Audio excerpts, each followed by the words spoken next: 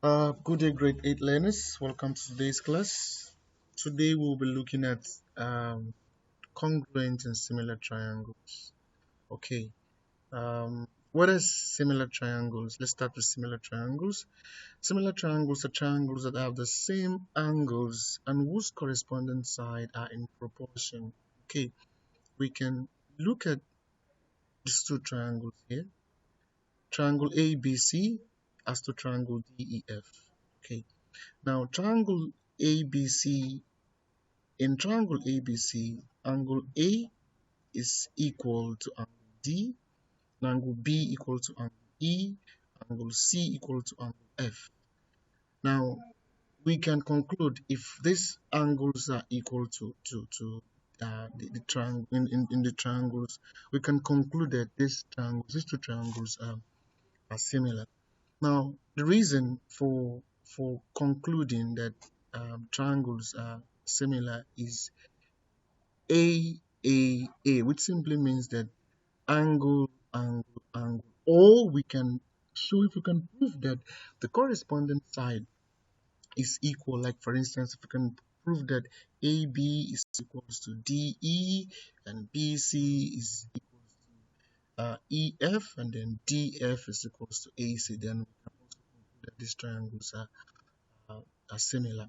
Now, you note that if you want to look at the symbol of similarity, this is the symbol of similarity. Here you have this three stroke here, which shows that um, triangles are similar.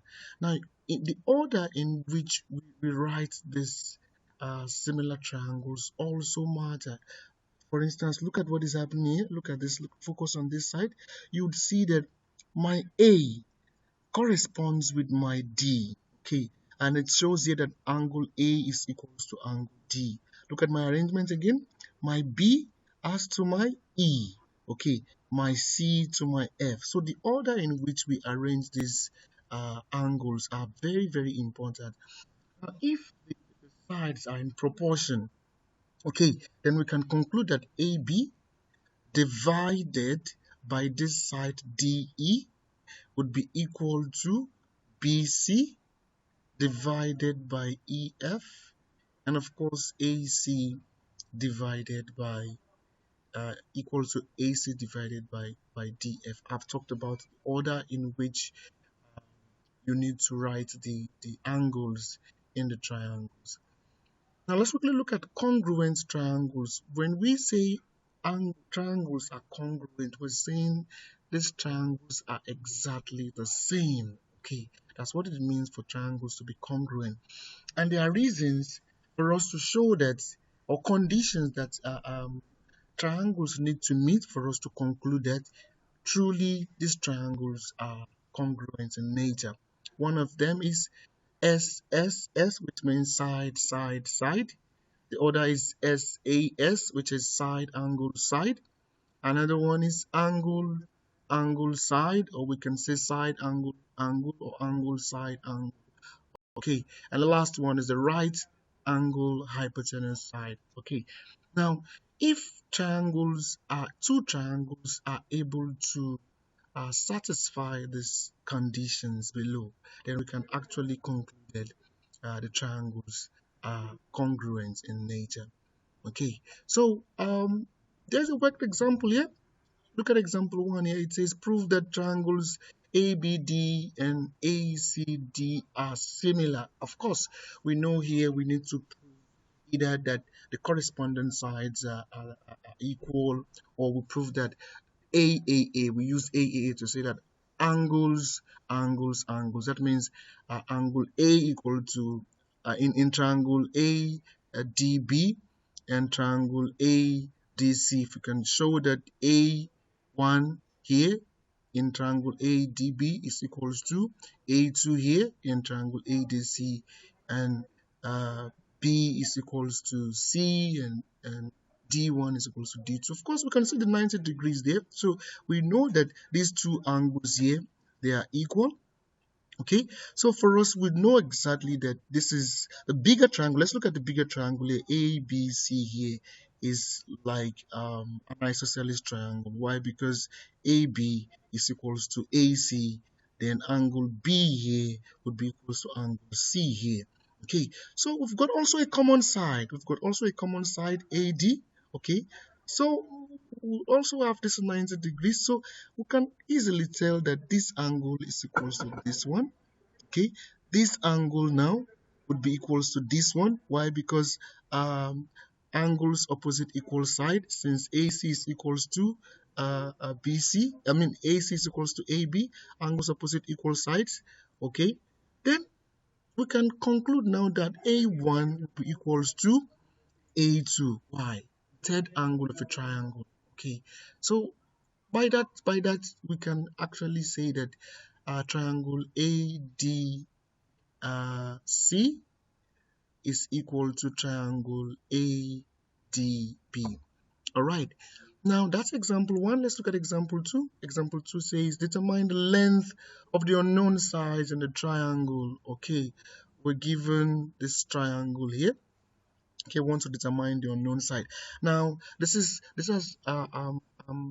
tested the concept of AAA, and this one is going to be testing the concept of the proportional side. Okay, now we look at the bigger triangle here. We've got two triangles that we can look at here. We've got triangle A, B, D, and also triangle E, C, D.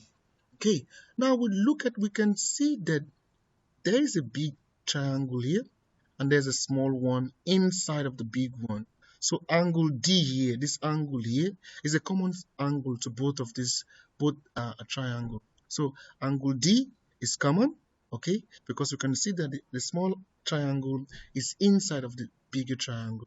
Okay, now angle B here is equals to angle C2. Okay, corresponding angles. Okay, this is because corresponding angles. Why? Because we can see our corresponding angle. Why? Because the F. Okay, remember fun xt. Okay, fun. Look at your F. Look at your F here. This is your fun here. So this angle. Look at the corresponding angle here. This is the corresponding angle here. The C2 corresponding to B. Okay, fun. For those of you who were with us in the class when we're doing these lines and angles. Okay, so that is that concept there. Then angle A will be equals to angle E2, definitely, because the third angle of a triangle. If we have proved that this one is equals to that one in the big two triangles, then we have also shown that this angle is equals to this one. And of course, this angle here will be equals to that angle. So therefore, AB divided by EC, we can apply the rule now. Okay, AB divided by EC is equals to BD divided by CD, which is equals to AD divided by ED. What are we looking for? We're trying to determine the length of the unknown side in a triangle, which is this length y here. So if we substitute x and y, we want to determine x and y. If we substitute, we can be able to get our answer here. Look at, I'm substituting into here, x over 2 into, all of these values are from the diagram now. Okay, so when you just pick the values from the diagram, we're looking at the one that you have the information first. You might decide to look at your y first. Okay, I have decided to look at my x first in this case, so it's fine. All right, so guys, there are two activities that you're supposed to be doing. One is just construction and test your knowledge on how the basics you're having in terms of congruency and similarity. Then you look at this activity 2 here, which is just for 30 marks. Okay, that's all for today. Thank you.